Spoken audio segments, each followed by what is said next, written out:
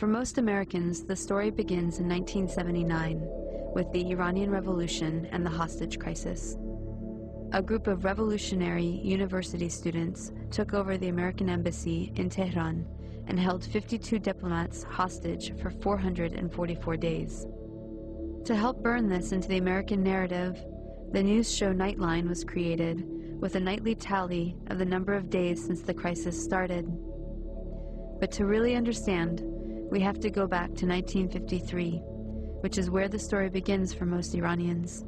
This was the year that the U.S. overthrew Iran's democracy and installed the Shah, a pro-U.S. dictator. Now, here's the really interesting part. They also explain in these documents that are now released decades later how they did the coup. Quote, these were the different tactics they used. Using propaganda to undermine Mossadegh politically, inducing the Shah to cooperate, bribing members of parliament, organizing the security forces, and ginning up public demonstrations. Isn't that fascinating? All those times that different leaders throughout the world say, oh, you know what, there's just the CIA ginning up public demonstrations against me.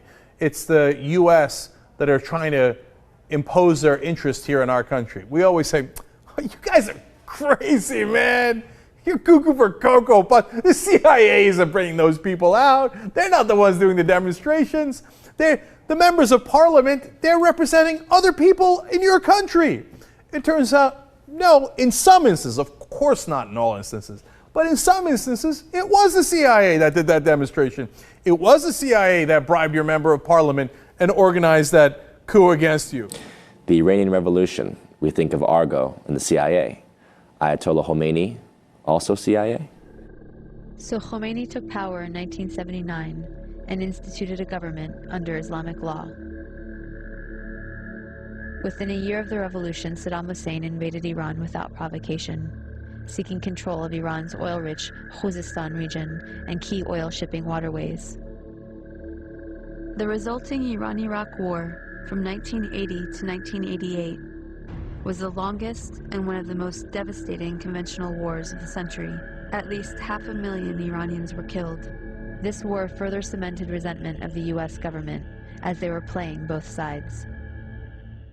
On one hand, they were supporting Iraq, providing money, technology, and intelligence, including satellite photography, to help Iraqi bombing raids.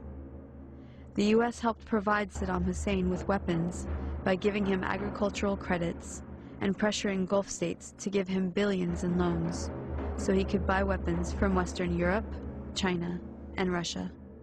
The U.S. Department of Commerce issued licenses to export materials for Iraq's weapons of mass destruction program. The U.S. continued its support even after learning that Iraq was using chemical weapons against Iran, not to mention against its own citizens, to stop an uprising of Kurdish separatists.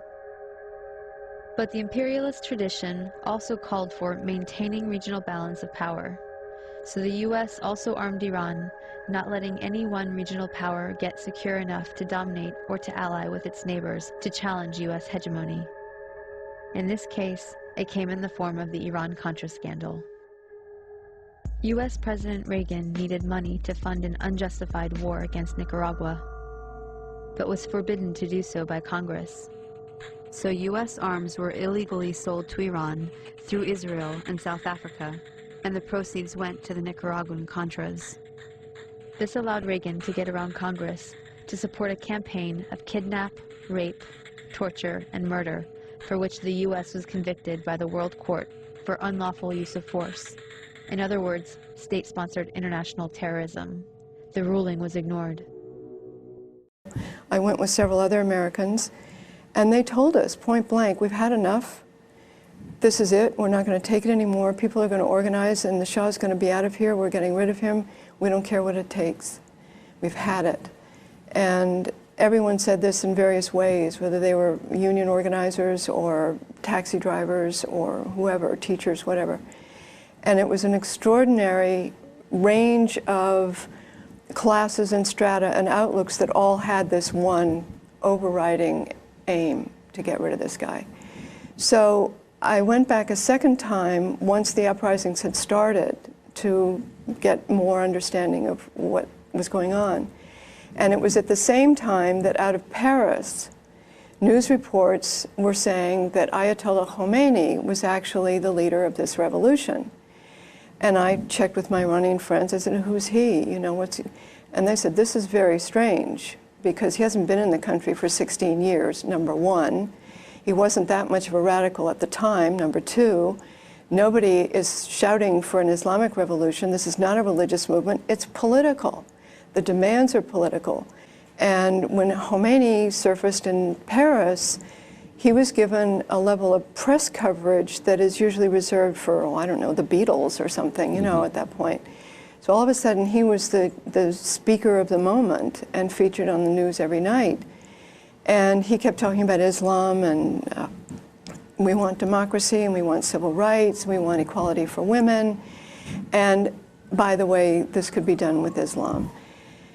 People were very skeptical. I myself knew nothing about Islam. And I asked my friends what they made of this, and they kept saying, this is very strange, you know, but they wanted to believe him. I was flying someplace. I was walking through an airport bookstore, and there on the table of the books right by the checkout counter was a copy of Barbara Honegger's book, October Surprise. And I thought, oh, this looks interesting. And I picked it up, and I read it on the airplane, and it just totally blew my mind. And so I wanted to get Barbara back on to discuss that. Barbara, you're still with us? I sure am, Tom. Great. I want to play for you first something that was not available at the time you wrote this book. The Lyndon Johnson Library just a few years ago, I think it was 3 years ago, released a whole series of White House tapes, and with very little fanfare. And to the best of my knowledge, the mainstream media didn't even pick up on this. I did, and I discovered that LBJ in the summer of 1968, this was the Nixon-Humphrey election. In the summer of 1968, he had actually negotiated peace between the South Vietnamese, North Vietnamese, and America, and was going to announce it in September, which would help Hubert Humphrey, of course, win the election. The Nixon campaign found out about it, and out of their New Mexico base, their operation, they sabotaged it by going to Madam Tu and saying, we'll not only give you a better deal, but we'll make you rich. And here's a 30-second clip of Lyndon Johnson talking with Everett Dirksen, the most powerful Republican in the United States Senate and probably one of the most high-integrity Republicans that this country has produced in my lifetime, talking about this. Here it is. Here's the latest information we got. The agent says that they just talked to the boss in New Mexico. And that he says that you must hold out. Just hold on until after the election.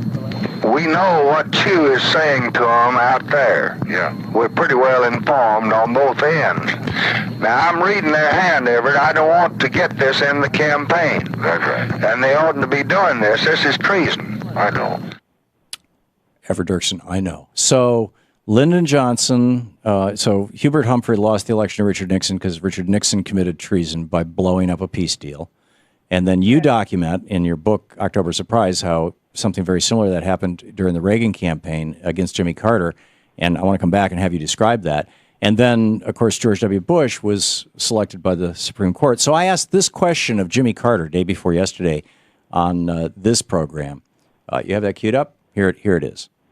About three or 4 years ago, the LBJ Library released tapes of LBJ working with Everett Dirksen trying to stop the Nixon campaign in '68 from blocking LBJ's peace deal with South Vietnam. They were not successful, and Dirksen called what Nixon did treason, and those tapes are now available. President Bonnie Sauter has said that something similar happened to you during the Reagan campaign, and George W. Bush was only president because of the intervention of the U.S. Supreme Court, something you've commented on in the past. I'm wondering, have we had a legitimately elected Republican president since Dwight Eisenhower? Well, I think so. I wouldn't want to comment on that. That's pretty gross. But yeah, I think we've had a legitimate elected president. I don't think that George W. Bush won the election in 2000 against Al Gore because I think he probably lost Florida and also that nationwide. But when the Supreme Court rules in our country, that's what we have to accept. This and what happened in 1980?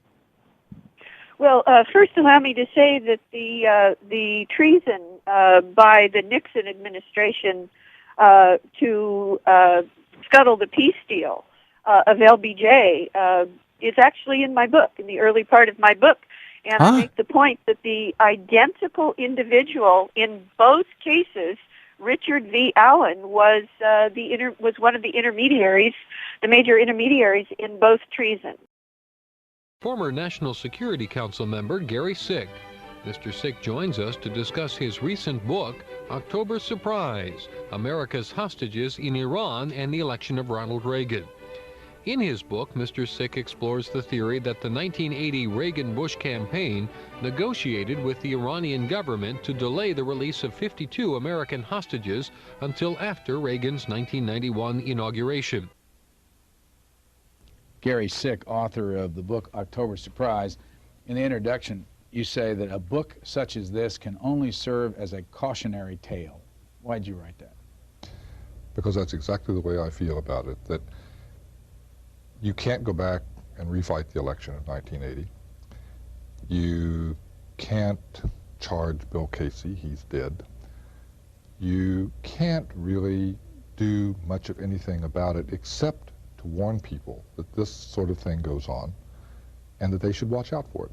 And I think that that's the important part of the book. It obviously has political significance and other things, but fundamentally it's to warn people that if the democratic process is going to work, you have to be careful. In the event that somebody's been hiding under a rock over the last couple months, this book is about what? This book is about the attempt by the Reagan-Bush campaign to meet with the Iranians and delay the release of the American hostages until after the election and have them delivered to Ronald Reagan instead of Jimmy Carter to try to affect the outcome of the election in 1980. Robert, welcome to the program. Thanks, Tom. Thanks for having me.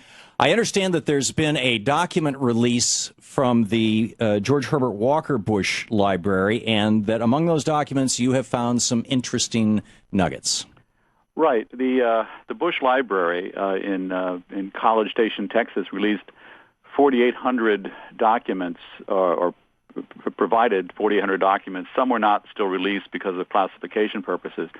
But I went down and spent a couple days with them, and what they showed was sort of the framework for what had been a cover-up of what was known as the October Surprise scandal. In 1980, there were allegations that Ronald Reagan and George H.W. Bush took part in efforts to obstruct President Carter's efforts to free 52 Americans who were then held hostage in Iran. That failure on Carter's part to get the hostages out was a big factor in Reagan's landslide victory in 1980. As the Iran-Contra scandal began to break in the mid-'80s, those of us who were covering it, I was at AP and then Newsweek at the time, we kept going back and finding that the arms sales did not begin in 85 and 86 as most people thought. They actually had begun in 1981.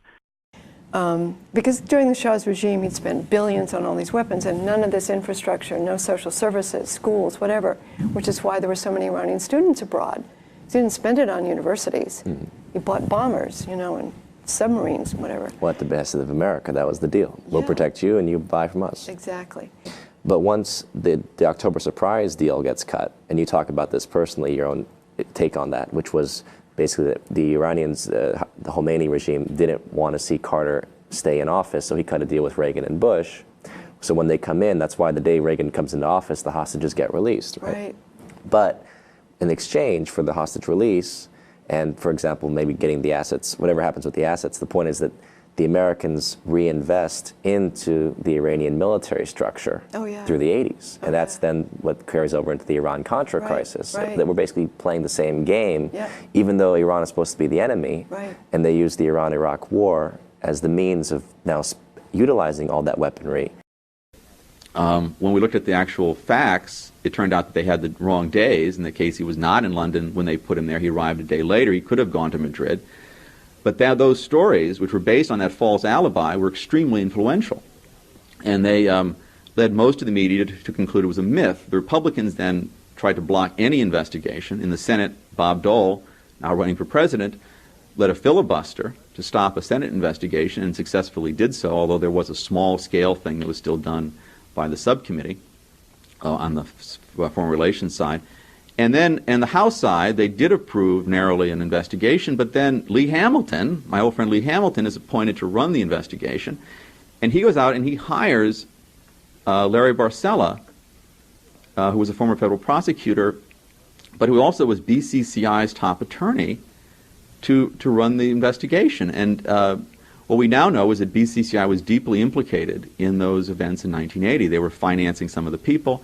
This is a bank. Yeah, BCCI is the Bank of Credit and Commerce International, which was a Middle Eastern-based bank, which was involved in the 70s in bribing some of the Carter people, i.e. Burt Lance, for instance, secretly taking over First American Bank, which is a major bank in Washington, using Clark Clifford, the esteemed wise man, and his associate Robert Altman as their front men.